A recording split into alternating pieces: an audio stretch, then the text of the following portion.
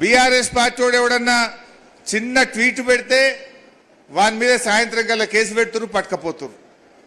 మరి ఈ సైకో రాజ్ కుమారు అమ్మాయిని రేప్ చేసినాడు. మైనర్ అమ్మాయిని రేప్ చేస్తే 45 రోజుల పాటు పోలీసు వాళ్ళు ఎందుకు అరెస్ట్ చేయలేదు? 45 రోజుల పాటు మీరు అరెస్ట్ చేసి పోక్సో చట్టం కింద వాని జైలుకు పంపితే ఇవాళ ఈ 6 ప్రాణాలు కాపాడబడేవాళ్ళు కదా. రేవంత్ రెడ్డి వచ్చినాక ఇలా ఆడపిల్లలున్న తల్లిదండ్రులు భయపడే పరిస్థితి ఏర్పడ్డది.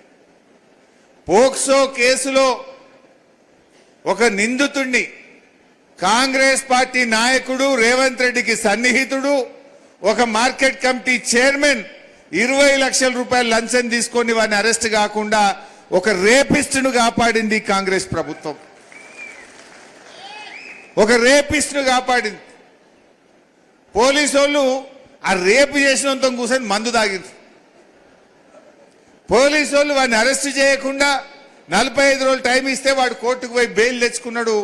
20 లక్షలు ఖర్చు పెట్టిండు. వచ్చి ఆయనతో 6 ఊచకొత్త కోసిండు. నిన్న ఒక ఆయన రేవంత్ రెడ్డి గారిని ఆంధ్రప్రదేశ్లో వెనకైన పేపర్ బాయి పేపర్లు ఎత్తుండే గోడల మీద పెయింటింగ్ రాతలు రాస్తుండే రేవంత్ రెడ్డి అని అన్నాడట. అది ఉన్నదే అన్నాడు, నిజమే అన్నాడు. గోడల మీద రాతలు రాస్తోడిన పెయింటర్. అరే నేను ముఖ్యమంత్రిని, నన్ను పెయింటర్ అంటే వాడిని పోలీసు వాళ్ళు పోయి పట్టుకొచ్చి లోపలేసి పారేశారు. మా గీత ఏదో పోస్ట్ పెడితే గీతమ్మ మీద కూడా పోలీస్ స్టేషన్లో కేసు పెట్టారు. నల్లబాలు అని పటాన్చెర్లు ఉంటాడు. ఓ చిన్నగా రేవంత్ రెడ్డి తప్పు చేసిండు అని ఒక ట్వీట్ చేస్తే వాడిని పట్టుకపోయి పాపం జైల్లో పెట్టిండ్రు. మరి రేపు చేసిన మాత్రం మంద అవుతురు పోలీసు వాళ్ళు కూర్చొని. ఇది రేవంత్ పాలన.